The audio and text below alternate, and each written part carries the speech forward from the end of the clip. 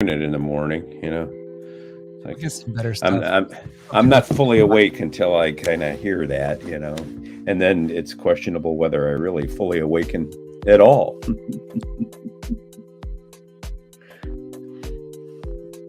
Hey, welcome back, everybody. Thursday, Law and Legitimacy. We're back.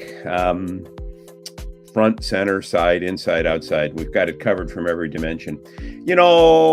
I love watching sports. It's all that I can bear to watch on television any longer. I don't turn on cable news.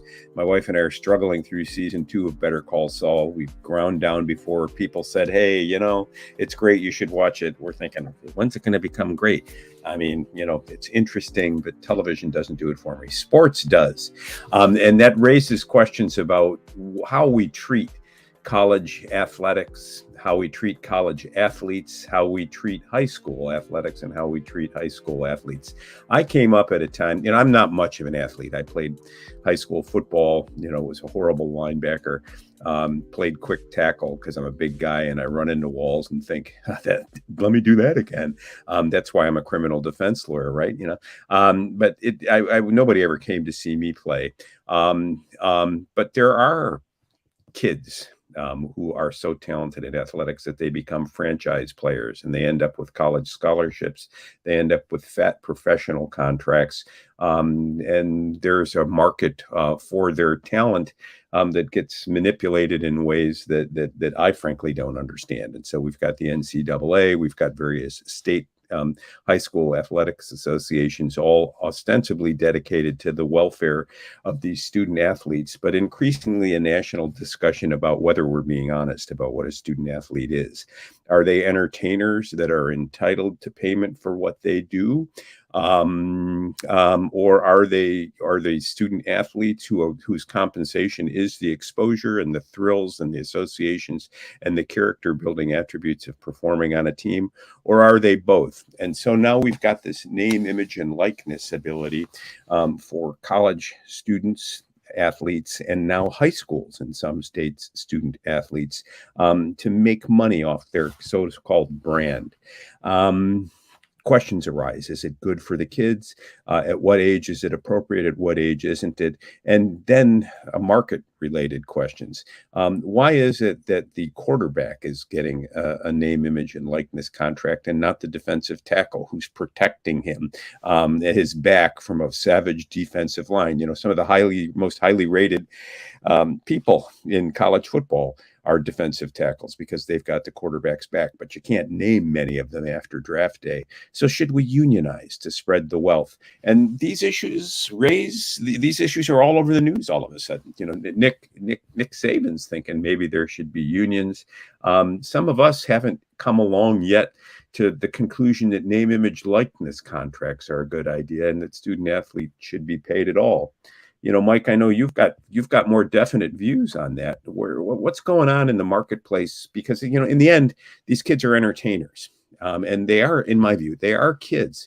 I remember two of my kids were really good athletes. One was All-American wrestler. The other one was a regionally recognized football player who, in his senior year, topped out at 6'6", 270. And so there were colleges that were interested in him. And I remember, I'm not going to mention his name, but I remember sitting down with him at lunch his senior year saying, so are you going to go big time college football? I don't think so, Dad. I said, why not? It'd be fun. Maybe you could go play at Michigan. Can you imagine the thrill there?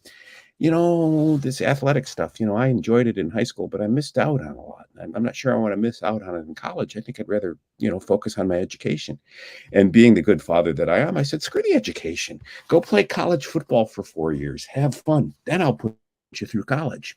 And he said, no, I don't think I want to do that. And I stopped him right there and I said, X, whatever it is that you have consulted right now as an internal moral compass, remember that place. And every time you've got a difficult decision to make in life, return there and you'll always be fine. Because he withstood all the parental pressure that I could put and the gewgaws that came of being recognized as a collegiate athlete to make a decision about what was good for him. And I was very proud of him. But is name, image, and likeness branding our unions for college football players? Should money infect college athletics? The universities certainly make a ton. Why shouldn't they share, Mike? Wow. Well, let's back up a little bit. I'll give some of my biography about this stuff, and I think I told you, Norm, via text, that my opinion is that student athletes should not be compensated; they should not be paid, At and all? that's a pretty unequivocal position that I've held for quite a long time. And the reason I said we need to back up a little bit is because I'm not saying that from a perspective of someone that didn't play sports or someone that couldn't hack it at the next level. Um, the latter may be the truth. 6 feet, 185, coming out of high school. I suffered a pretty significant injury, had surgery, nerve damage, all sorts of stuff. But I always had well above a 4.0 GPA average. I didn't make my first C until I went to a private school that changed things up and really started challenging me academically with some rigor and some expectation. I gave a lot to sports growing up, tremendous amount. Played baseball, basketball, football, soccer, and then as What position did you play in football? football. Growing up, when I was younger, it was always a combination of running back and on defense. It was wherever the action was. But Yeah. as I got into high school, I went to a 4 AA high school. So in North Carolina, that's the largest division. That is the biggest high schools. And I started on varsity from the time I was a sophomore, and I played free safety. And in fact, I think it was my sophomore year that I was third on the team in tackles my sophomore year. Crash, And crash. yeah, and Yeah. that was only behind the middle linebackers, right? So Mhm. um, I was raised to welcome contact. I was raised on the adage that it's better to give than receive, and in contact sports, that is still the best way to think about things. However, well, not however, when I went to college, I went to NC State University. I didn't play sports. I played intramural stuff in college, but I was very fortunate because one of my roommates and best friends to this day, he walked on to the team at NC State Which and team? to the football team. Well, huh. And he had a scholarship to go to a coastal university of great repute in the football world here in North Carolina. But he elected to follow the academic route, but still was up at 4 a.m. every day, going through the paces to walk onto the team. I also had a roommate that was on the basketball team for 3 years at NC State until his senior year. And he too selected the academic route there and forewent his senior year playing basketball to get his stuff together and ended up going to dental school after graduation, becoming a dentist. The football player is now in Manhattan, very successful banker at a major bank. And so suffice it to say that I'm not without an informed perspective. I was at a lot of the Well, varsity why events. shouldn't these guys getting up at 4 o'clock in the morning, putting it out for the school? The school's making money, filling stands, selling hot dogs, whatever else was in the concession stand. Why shouldn't they share the wealth? Well, I don't think that my position is that different from Nick Saban's. I've got on the screen here an article that talks about what Nick Saban was saying earlier this week with respect to NIL. And the reality is that a lot of people, and he says this, a lot of people regard college athletics as being a business. And what he clarifies is that the Miami Dolphins coaching gig that he had, the Miami Dolphins, that's a business. NCAA programs are revenue generating. They're not a business. That money gets pushed pushed back into non-sports activities, right? And I think Nick Saban makes a little over $10 million a year. I think the University of Alabama, I think their expenses for sports are just shy of 200 million, and then their revenue is a little more than that. I think probably 215 million in 2022. So they're making a tremendous profit on that. My position is simply that college athletics, student athletes are there presumptively for an academic purpose. And what we see on TV, the highest valued programs, the ones that have the big network deals with the SEC network, ESPN, Fox, etc.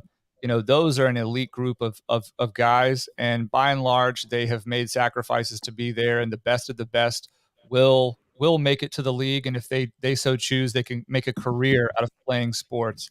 My position is that the interplay between paying student athletes and the college experience are, there are two diametrically opposed propositions. I think it's clear that there are very gifted students that can do both things, and most people are not on scholarships that play college sports.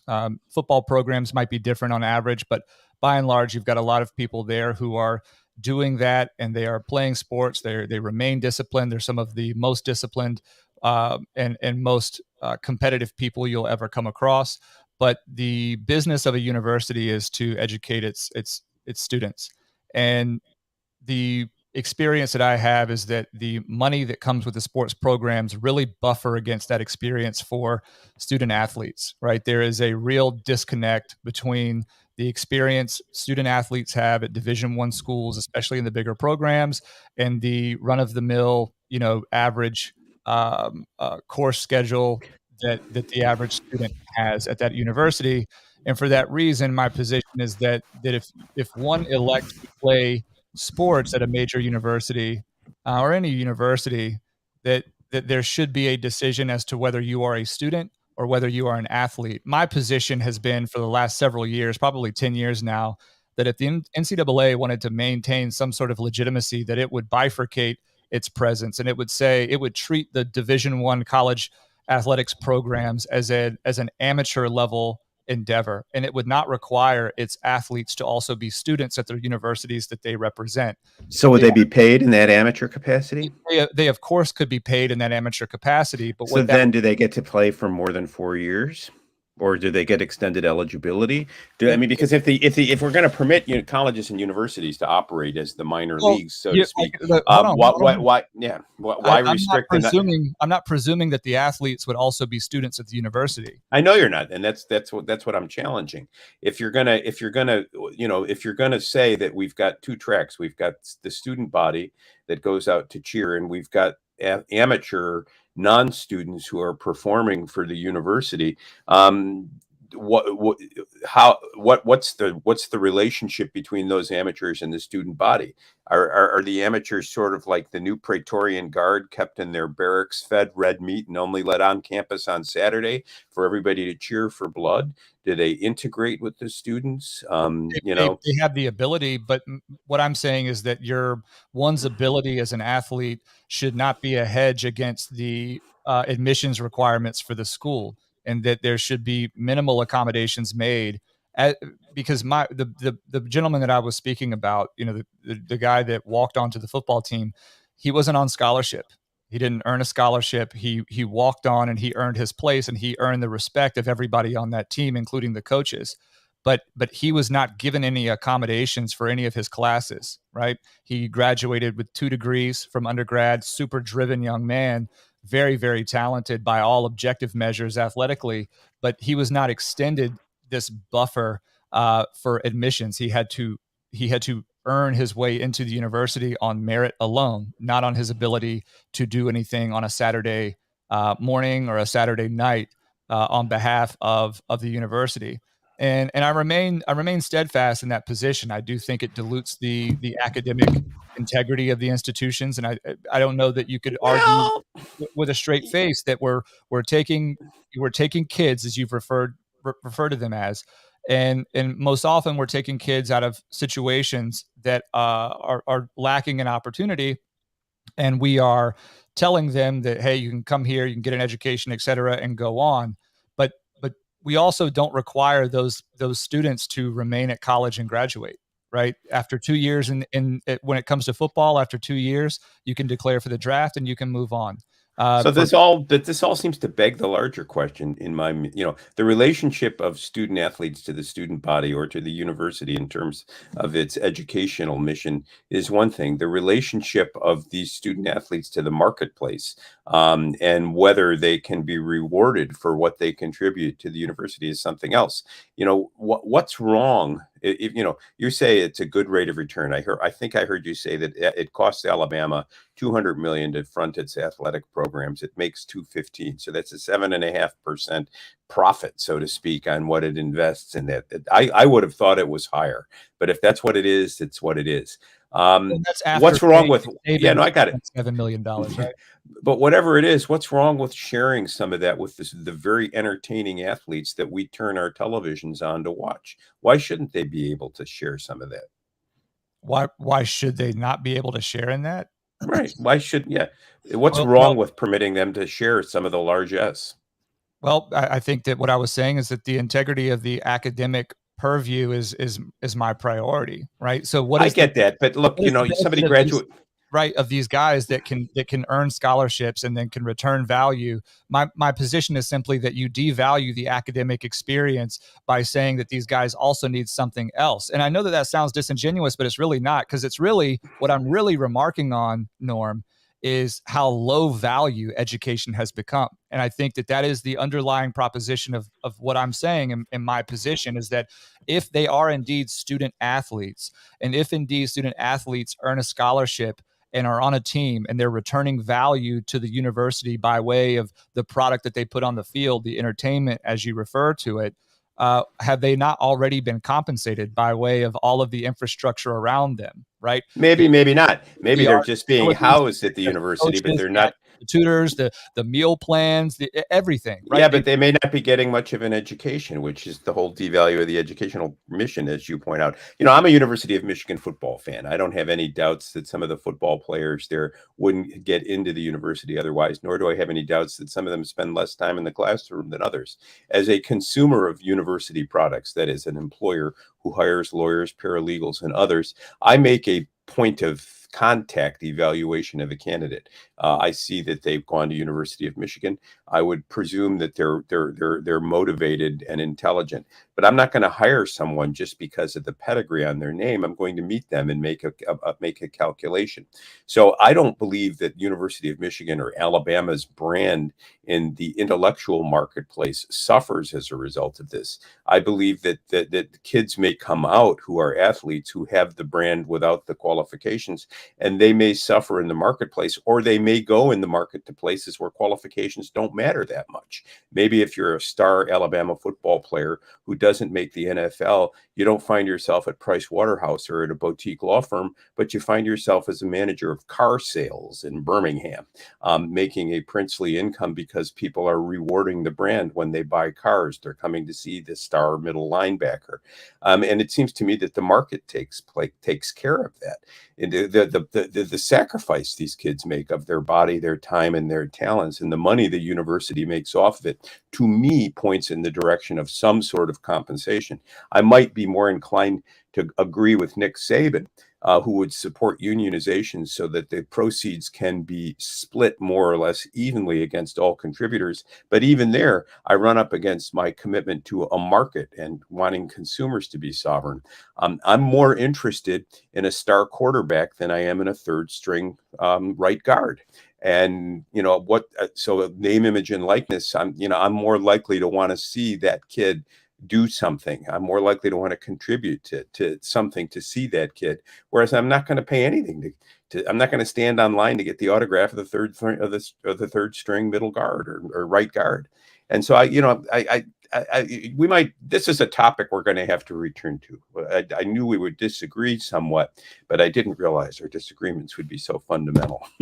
Well, and I also don't think that the NIL really unlocks anything for that left guard, right? I mean, No, it doesn't, and that's Saban's. And I think that's a failure of the NIL concept. It's a star-driven concept. It's bad for the team, maybe bad for the university, well, and perhaps think good for about the that at kid. the high school level, right? Oh, I mean, yeah. It's a complete mess. And what we have right now with the NIL stuff is state to state disparity in the way it's being regulated. And I put the North Carolina stuff here on the screen, but right now it's a battle between North Carolina's Department of Education and then North Carolina's High School Athletic Association as to who is going to have discretion over how to regulate NIL rights for high school athletes. And we haven't even gotten into the discussion about, under 18 consent and competency to enter into a contract, these various things. So ultimately, I think that this is it's creating more problems than it's solving, right? At the high school level, it certainly does. I mean, you raise the age of consent. So, for example, in a state where the age of consent is 16 for sex, should people be able to consent to sell their bodies in yet another context and sacrifice them for $1 when they're not able to consent to sharing their bodies for intimate purposes? Interesting questions that I think we should pay more attention to. I know. Let's move on to a different topic. I think all we can do at this point is spot the issues, note the disagreements, and invite comments from our listeners, and make a commitment to follow it. What the hell's going on at CN? It's City University of New York. The law valedictorian. I don't know whether she was the valedictorian or the elected class speaker. There's often a difference. I've read stories. Both. I've read stories, but it seems as though Fatima Mohammed is the valedictorian and one of two speakers that were selected. There was another, I think Corey Provost or something like that was the other speaker that the student body selected. But my understanding is that she is the valedictorian of that class. So Fatima got all the headlines because she gave a class speech, a commencement speech, as the law students leave the university and begin or commence their careers. She sent them off with her vision of the future.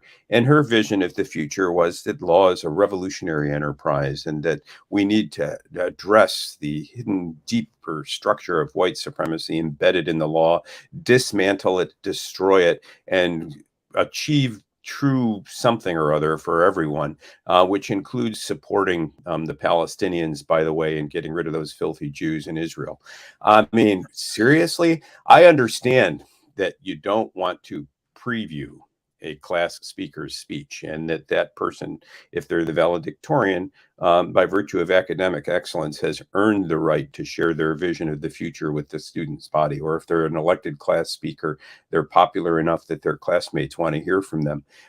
But this woman's fitness to practice law is, in my mind, an open question. I'm aware of something I'm only now free to talk about. I tutored a young man through Duke Law School for 3 years, and we'd meet almost weekly to talk about things throughout those 3 years.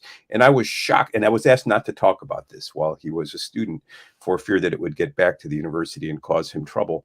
But in the first year con law class 3 years ago at Duke, students were given a pop quiz, a poll in the con law class, knowing what you know about the Constitution now, how many of you would ratify it, how many of you would support it, and almost 70% of the class declined to support the United States Constitution as they understood it at that point. I don't know if and said they wouldn't have ratified it. I don't know if they took a poll at the end of the semester. Frankly, I lost track of things. But here, when a young lawyer comes out and becomes a member of the bar, they swear an oath to protect and uphold the Constitution of the United States. If you're not prepared to ratify it, if your view of it is it's so deficient that it can't be served, if, as with Fatima, you take the view that it embeds structures of oppression that need to be dismantled, what kind of lawyer are you becoming? Are you becoming a lawyer that helps individual clients with individual and discrete real world interests in conflict with one another, or perhaps with the state? Are you helping them navigate out of harm's way, or are you trying to make the law into an instrument that helps some, but not others, in the vision and your particular vision of what the good is? So Fatima's white supremacy rhetoric, in my view, is disturbing. It suggests that she's among those who would claim that the law should regard people differently on account of their race, gender, or other characteristics, and that the law should tilt in the direction of benefiting some to the exclusions of others. That is a clear and present threat and direct threat to equality before the law. And Fatima's commitment to dismantling white supremacy, the law's white supremacy, makes her morally, intellectually, and professionally suspect, in my view. I've been looking for a written copy of the speech because I don't really want to watch it. I don't really want to be inspired to want to break my computer and trying to reach through the screen to slap at her. If any of you have seen a written copy of that speech, I'd love to see it. Well, I wasn't able to find a copy of the speech, but I did listen to the video. It's on YouTube. And I think, how was your blood pressure after you listened to it? It really wasn't that bad. And okay, well, then maybe I'm overreacting. I think the reason is, perhaps the substance of her speech is augmented in print. right? Like those that we have on the screen, Breitbart and others. The ADL came out with, their statement, etc. But I wasn't really impressed with Fatima as a rhetorician or as a public speaker. There were moments within that speech where she seemed to lose her place. She was clearly reading, and it wasn't as rehearsed as I think one would assume a commencement speech or a valedictorian speech would ultimately be. Now, I think that maybe I'm just ignorant here. I'm not giving enough credit, but I don't know that if one truly believes what they're saying and one truly wants to embody the revolutionary that one believes themselves to be, that at on the cusp of taking the bar exam and on the cusp of entering the professional world as a valedictorian, right, as the highest performer of a particular law school class, that you would be wise to say the things that she was saying, if indeed your aim is to really structurally rework the system that you're about to enter into. I think that she's put a target on her back needlessly, and I think it was mostly for self-aggrandizement and for ego than it was for anything else. At least that's my takeaway from Mm, that speech. yeah. She said things that were obviously troubling to various groups of people, but the reality is she went to the City University of New York Law School. She clearly knows how to play the game and what the rules are, right? She's competent enough to graduate at the top of her class, right, and perform well on her exams. What that says about the curriculum, the school, or whatever is another topic entirely. But what I think I'm saying is the system seems to be working pretty well for her, right? Well, I mean, it does, and she's gaming it. I mean, the law, whenever there is an idea, that idea can be taken to extremes, and she's sort of a woke extremist, a woke ideologue, and she's taken these ideas to their logical conclusion, and she's had the courage to speak them. So, she could have been more prudent and pragmatic, and perhaps made comments less effective, and been better able to serve her private demons if she had been less honest about what she said. But by being as honest about what she said, she's also done us a service. She's put a face and she's put an identity on these inchoate claims that somehow the system is evil. And now she's inviting now she's entering into a marketplace where she'll be presumably hired by someone or hang her own shingle, and she'll probably find a job, the ACLU or FAIR, or CAIR or some other group of activists who also share a commitment to upending what they view as a structurally flawed legal system that tilts in the direction of white people and therefore reflects white supremacy. I just don't buy the ideology. As we talked earlier or later or last week, I should say, all this woke stuff is a luxury tax. And it's a tax that I refuse to pay. I think it adds a cost to every transaction in the marketplace of ideas, in the employment marketplace, in the sale of goods and services. And my recommendation to listeners is, if you're asked to pay the tax, don't. Take your business elsewhere. And by refusing to acknowledge an ideology that marginalizes you or demonizes you because of your accidents of birth, you will enrage those peddling the ideology, but you'll disempower them by forcing them to live in a universe, the airless universe that they inhabit, and that will be more expensive for them and will not serve social utility in the long run. Well, I think that one thing we should point out, or at least I want to point out, is the substance of the speech was mostly, and I put the Jewish Community Relations Council, uh, I guess, their letter in response on the screen here. And as much as we talk about the angles of white supremacy and anti-law enforcement, anti-military, etc., you know, the brunt of this speech was anti-Israel, right? Yeah. And so I don't want that to go unnoticed, that this to me does not fit within the box of generic, systemic racism and anti-white blah blah blah. There were elements of that in the speech, of course, but this is a Palestine versus Israel issue, as coming from the mouth of Fatima Mohammed, and we should Where pay. was Fatima born? Do we know? I think her family was back home in Palestine. I think she may have been born there, but I don't know as much about her as I likely should to be talking about it to this depth. Well, somebody needs to out there. If you find a transcript of her speech, let me know. I want to talk a little bit more about it because I note her name. I note her commitments to the Palestinian people. I have my own views about Palestine and Israel, and I view the Arab nations and their anti-Semitism as using the Palestinians as captive pawns. These folks in the camps could easily have been integrated into the surrounding communities decades ago, but there's enormous pressure and cachet into keeping them in the camps and using them as the prod to poke at Israel. Yes, your conservatives comment. No woke tax at fattest law. It goes to books. That's really true. It does. I love to read. What can I tell you? We're running out of time here today. Let me tell you about a book I am reading right now. T-Girl corrects me. It's Yemen. Her family is from Yemen. I think she was born in Yemen. Oh, she was born in Yemen. So let's end on this note. I got in trouble years ago by expressing some Islamophobic ideas, and I was in a panel discussion with a bunch of people who were shocked when I announced that I had some concerns about the Islamic influence on American politics, and it went something like this: I don't recall any Westerner migrating to an Islamic country saying, "I want to become." I want you to become more Western. That would be viewed as an imperialistic colonizing move that would be not welcome. But yet in the United States, people flock here because of our way of life and then demand that we become the culture that they fled.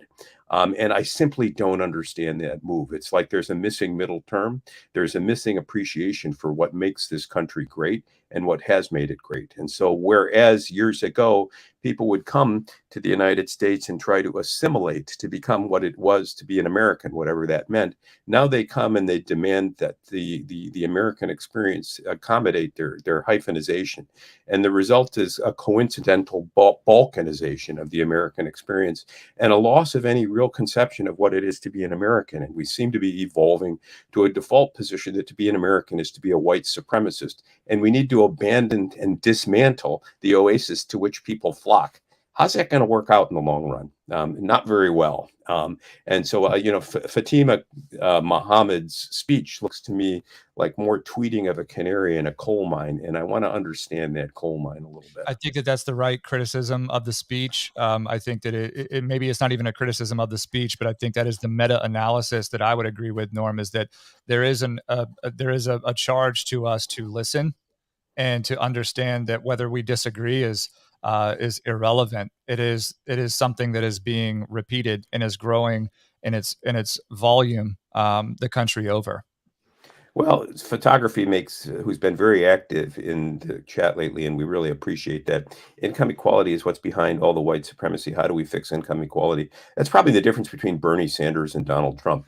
And as people noted in 2016, and I think maybe it was 2016, when Sanders was out of the race, a lot of his supporters went to Trump. They went to Trump because Trump was speaking to their rage of having been forgotten. They started with Sanders because Sanders was speaking to their need to be included. And somehow in the American experience, there is a loss of a sense of vision of what it takes to integrate us all into a structure, into a well-ordered society. And we need to get back to that. And I'm just not sure that speeches about white supremacy are going to contribute to that. I think, frankly, they fan a flame. And we need, once again, to talk about a general American identity. Photography, you know the answer to that question. It's Neuralink and it's equality of outcome. Duh. Hey, so we've talked our way through another half an hour of yours. We didn't cover anywhere near all the stuff we thought we were going to talk. We might have to go to 45 minutes at some point, Norm, because I feel like this happens. We do have a lot of these stories are kind of blending together in a way where they complement each other. And I want to make sure that we can really dive into some of the details on some of this stuff, especially the NIL stuff. There's a lot that we can get into to discuss that has everything to do with the redeveloped job market that we're seeing as well. There's sort of the Instagram culture. There is the decentralization or the fragmentation and the ability to produce content for a consumer base that loves to see high performing stuff with, great cuts and edits and stuff like that. So high schoolers have an opportunity to like work together in small teams. And then there's some entrepreneurship that I think could be benefited by the NIL stuff at the state level, but it's just not being done the right way. With respect to the University of Colorado and Jonathan Turley's article, I definitely wanted to get into that. Today's June 1st, so we've officially started Pride Month. So that was appropriately themed for this podcast, right? Is my sigh actionable? Do we have to? No, we've got Pride Month and Juneteenth at the same time. I'm telling you, folks, I identify as a Black woman of color, 501c3 organization with a handicap. What's that going to get me? In a lot of trouble for having said that. Come back to Law and Legitimacy tomorrow. We'll be back, and we will consider expanding the time. Maybe 45 minutes is in our future. We see your note, Rachel, an hour, please. It's easy for you to say, Mike, I'm sorry if I stepped on you on the NIL discussion. You were the one who admonished me this morning. Let's try to cover more topics. So I was trying to move it along. You didn't step on me at all. I like it, and my position on that is not really going to change. I'm amenable to solutions, but theoretically we've got to fix the underlying problem, and that is that education in America has been devalued in a way that we can't truly appreciate unless we take a more historical, a more longitudinal approach to that. So anyway, let's be back tomorrow, Norm, 8 a.m. Please, everybody watching, put a thumbs up on the video, but more importantly, just share with one person that you haven't shared it with. I think that's our call to you today, is perhaps pick a stream that you really enjoyed today, yesterday, the day before, a month ago, and just send it to somebody and ask them to give us their time, even 10 minutes on a stream, just to grow our audience a little more. We appreciate you very much. We've got all the regulars in the chat today over on Rumble, Lawyer Will, T-Girl, it's me again, Bathtub Liquor, thank you. Of course, Luttrell was first in this morning on YouTube, so thank you, Luttrell. But we've also got Rachel Perry Goff, Photography, Severe Conservative, always nice to see you. And then Gold Store CT and Justin Carta. I can't forget, Justin. You share us every single day, Justin. We thank you. So maybe just disregard my call to you to share with one person. You share with only Justin. Keep what you're doing. Everybody else, just do a little, please.